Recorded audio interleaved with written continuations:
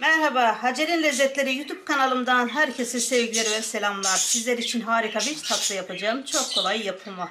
Öncelikle 1 su bardağı irmiğimizi kasemize alalım.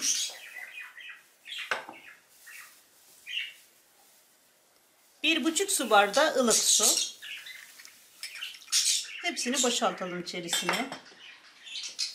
1 yemek kaşığı un. 1 yemek kaşığı şeker. 1 tatlı kaşığı maya. 1 paket kabartma tozu. Tuzumuzu sonra ilave edeceğiz. Karıştıralım. Öncelikle çırpıcıyla karıştıralım.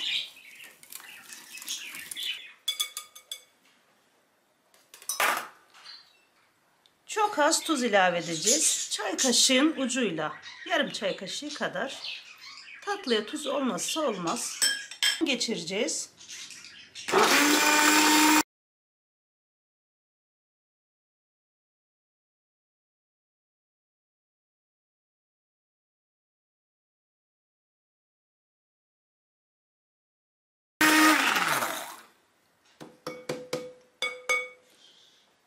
Hamurumuzu robottan geçirdik. Hamurumuz krep hamuru gibi. Ama içerisinde irmik olduğu için biraz farklı oluyor. Tatlı hamur oldu. Karıştıralım.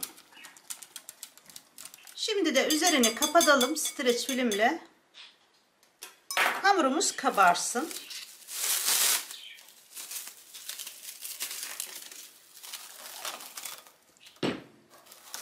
Bu arada biz de şerbetimizi hazırlayalım.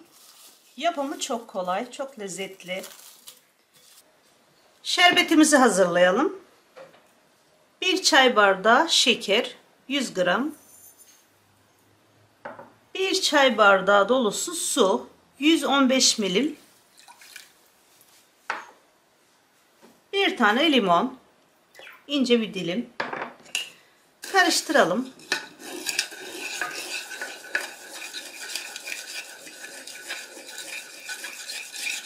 Şerbetimizi ocağımıza alalım.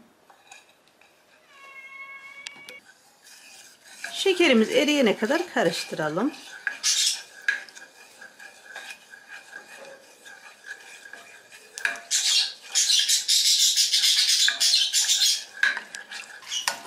Evet, şerbetim hazır.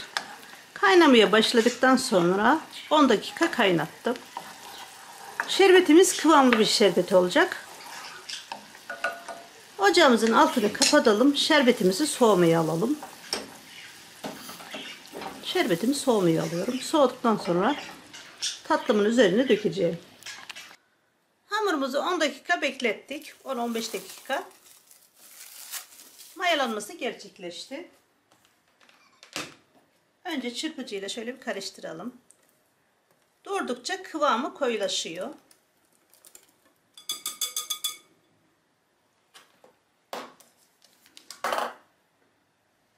Mikserden birazcık daha geçirelim.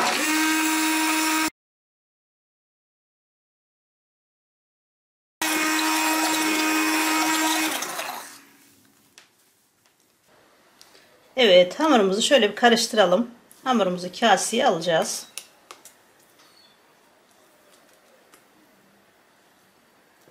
Kıvamını görüyorsunuz. Akışkan bir kıvamı var.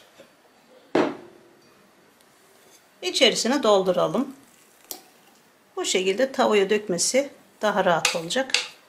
Kasemizi iyice sıyıralım.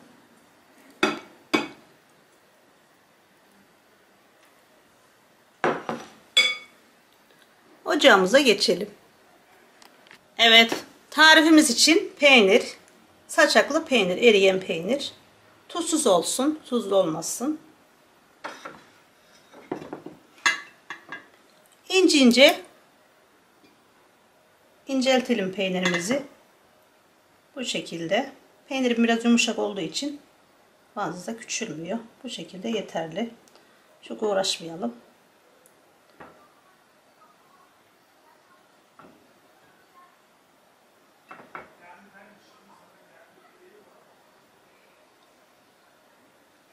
Bu şekilde peynirimizi hazırlayalım.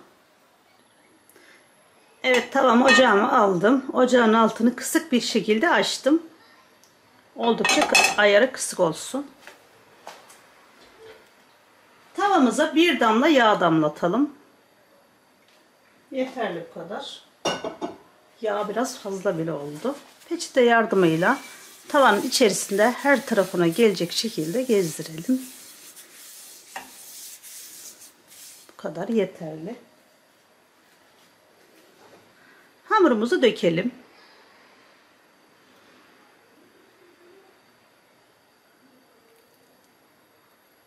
Birazcık daha dökelim. Bu kadar yeterli. Tavam büyük olduğu için hamurumu biraz fazla döktüm. Tavanız küçükse az da dökebilirsiniz. Üzeri göz göz olana kadar pişireceğiz. Biraz kamerayı yaklaştırayım. Ocağımızın başından ayrılmayalım. Üzerini öncelikle kabardı, gördüğünüz gibi göz göz kabardı. Daha sonra da bu kabarcıklar sönecek. Alt üstü çevirmeyeceğiz. Sadece altı pişecek. Kabarcıkları görüyorsunuz. Canınız tatlı çekiyorsa bu tarifi kaçırmayın. Mutlaka izleyin, yapmayı da deneyin. Pişman olmayacaksınız. Tariflerime güvenebilirsiniz. Hangi ülkeden izliyorsanız izlediğiniz ülkeyi belirtirseniz çok sevinirim. Hangi ülkeden izlendiğimi anlarım. Kanalıma abone olursanız, bildirim zilini açarsanız bundan sonra gelecek güzel tariflerimden haberdar olursunuz. Sizler için kolay tarifler çekmeye çalışıyorum. Kabarcıkları görüyorsunuz. Kabarcıklar sönmeye başladı. Üzerinin rengi değişmeye başladı. Alt kısmını kontrol edelim. Birazcık pişmesi lazım. Rengini görüyorsunuz. Tamamen değişti. Tekrar alt kısmını kontrol edelim. İlk koyduğumuz birazcık alt kısmı geç kızardı. Alt kısmı geç kızaranı taban kısmına koyarsak daha güzel olur. Kaşarlar pişerken daha güzel erir. İlk hamurumuzu alalım. İlk hamurumuzu bir bezin üzerine alalım. Bu şekilde bezin üzerine boşaltalım. Tabağa koymayalım. Tabağa korsak altı nemlenir. Güzel olmaz. Tekrar tavaya yağ koyuyorum. Çok az koydum. Ocağımızın altını birazcık kısalım. Tavamız ısındı. Tekrar ikinci hamurumuzu da koyuyoruz.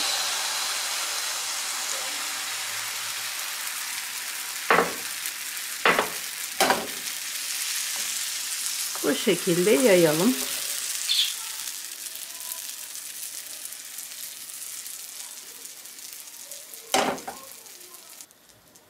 Üzerini görüyorsunuz. Kabarcık kabarcık oldu.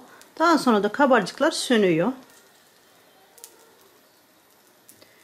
İçerisinde hem kabartma tozu hem maya var derseniz içerisinde kabartma tozu maya olduğunu yerken anlamayacaksınız. Zaten tatlımız şekerli bir tatlı olduğu için mayanın kabartma tozunu anlamayacaksınız. Çok lezzetli oluyor. Yapımı da çok kolay. Kontrollü bir şekilde pişirelim.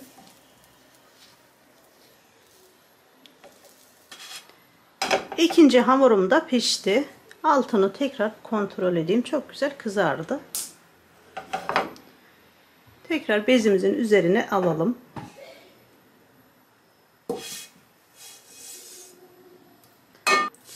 Hamurumuzu dökelim.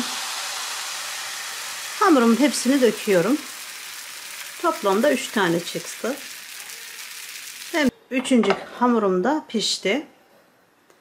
Bunu da bezin üzerine alıyorum. Tavamıza gene azıcık yağ dökelim. Hamurlarımı görüyorsunuz. Hepsini pişirdim. Toplamda 3 tane çıktı. Bu ilk olan pişen hamurum. Bunu alt kısmına koyacağım. Taban kısmı yapacağım. Son pişen hamurumu da üst kısmına kapatacağım. Çok güzel kızarık gördüğünüz gibi. Üzerine çok dikkat edin. Görüntüsü de önemli.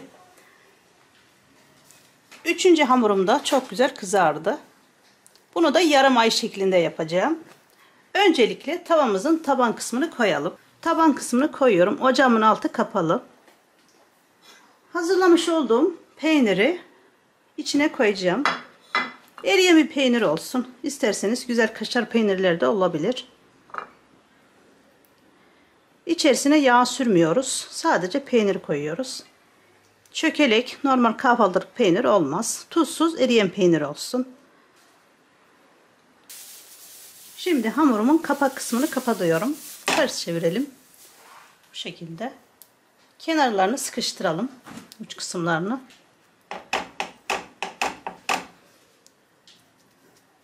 Uç kısımları boşta kalmasın. Uç kısımlarını bastıralım.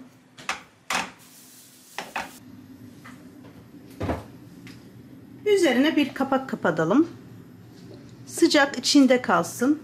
Dışarı sıcağını vermesin. Bu şekilde peynirler daha çabuk eriyecek. Evet, tatlımız pişti. Altı çok güzel kızardı. Nar gibi kızardı, görüyorsunuz.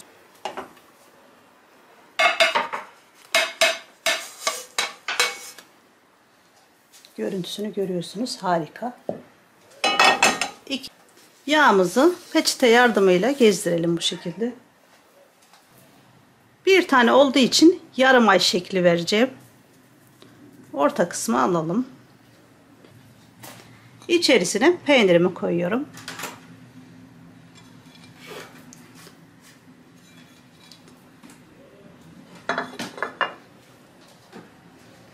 Düzeltelim peynirimizi. Kenardan katlayalım. Peynirleri kenar kısmına getirmeyelim. Erip de dışına akarsa görüntüsü güzel olmaz. Uç kısmına bastıralım elimizle. Bu şekilde kaşarları dışına çıkmasın. Parmak uçlarımızla bastıralım. Orta kısma doğru alalım. Tekrar üzerini kapatalım. Kaşar peyniri eriyene kadar pişirelim.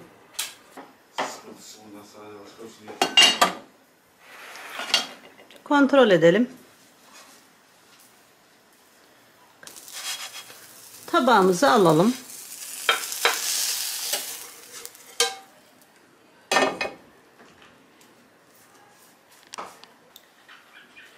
Evet, tatlımız hazır. Şimdi şerbetini dökeceğiz. Öncelikle tatlımızı dilimleyelim. Ben hamur kesme aparatıyla dilimliyorum. İsterseniz bıçakla da dilimleyebilirsiniz.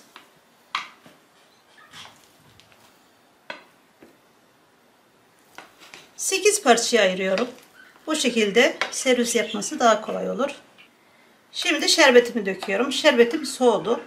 Üzerine azar azar gezdirelim.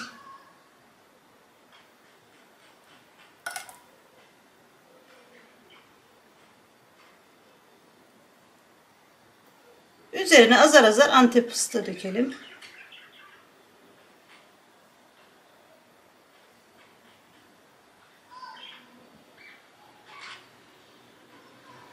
Tatlımıza doku testi yapalım.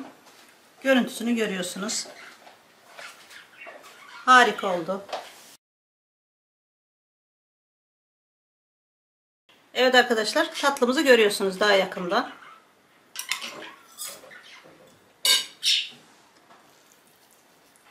Tatlım çok lezzetli olmuş. Harika olmuş. Alt üstü nar gibi kızardı, görüyorsunuz. Bol kaşarlı seviyorsanız daha fazla koyabilirsiniz. Ben çedar peyniri koydum. İsterseniz daha fazla koyabilirsiniz. İsterseniz sade de yapabilirsiniz. Öncelikle tatlımızı dilimleyelim. Yarım ay şeklinde olan tatlımızı.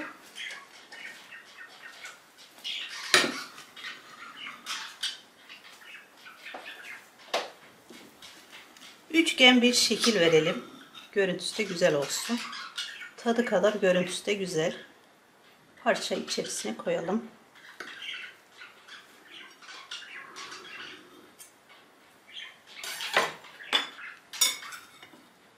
Şerbetsiz halini görüyorsunuz. Şimdi şerbetini dökelim.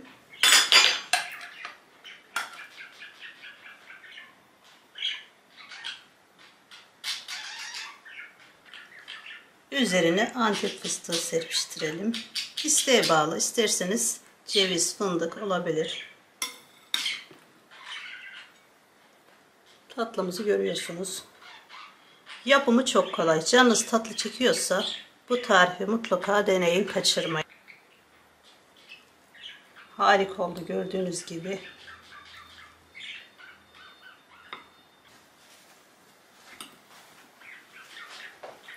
Tatlımıza doku testi yapalım.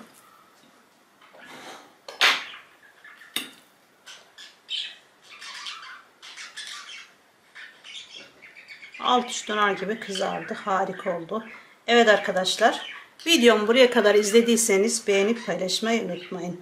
Bildirim zilini açarsanız bundan sonra gelecek güzel tariflerimden haberdar olacaksınız. Beni izlediğiniz için çok teşekkür ediyorum. Afiyet olsun. Yapıp deneyecek olanlara herkese kolay gelsin. İyi seyirler.